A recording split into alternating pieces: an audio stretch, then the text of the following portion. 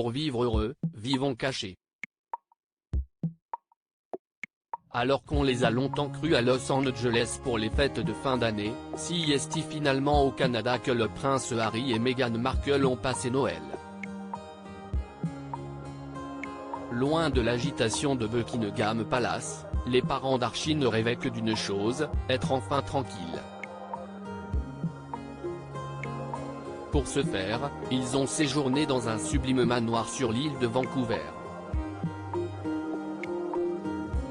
Et pour profiter de leurs vacances anonymement, Meghan Markle et le prince Harry ont pensé à tout. Selon les informations du Sun, les Sussex ont été jusqu'à faire signer des accords de confidentialité aux voisins. Concrètement, les habitants ont accepté d'apposer leur signature sur des documents les empêchant de discuter publiquement du couple. Cela semblait être un effort concerté pour empêcher les propriétaires de révéler où ils se trouvaient aux autres, a assuré une source.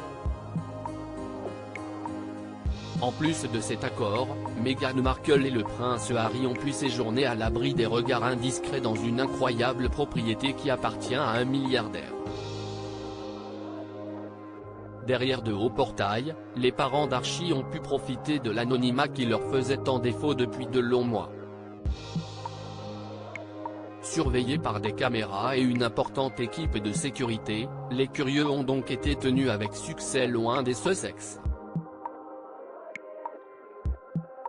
Mais malgré cette discrétion, Meghan Markle et le prince Harry ont rapidement été repérés par les habitants de l'île de Vancouver. Or il est devenu un endroit très populaire aujourd'hui. Ils s'y sont promenés plusieurs fois, donc je les ai vus. Si est enthousiasmant, j'espère que tout se passe bien pour eux. Ils cassent la tradition et je leur souhaite le meilleur, confiait une restauratrice du coin. Une véritable scission familiale de l'autre côté de l'Atlantique, dans ce pays si cher au cœur de Meghan Markle, le couple a fini de mûrir sa décision inédite. Une fois les vacances terminées, l'ancienne actrice et son mari ont fait une annonce qui a eu l'effet d'une bombe, ils vont se mettre en retrait de la famille royale. Après plusieurs mois de réflexion et de discussions internes, nous avons choisi de faire une transition cette année en commençant à se tailler un nouveau rôle progressif au sein de cette institution, ont-ils fait savoir par le biais d'un communiqué. Nous avons l'intention de prendre du recul en tant que membre senior de la famille royale et de travailler pour devenir financièrement indépendants. Un choix aberrant pour les proches d'Elisabeth II, qui vont pourtant devoir l'accepter rapidement.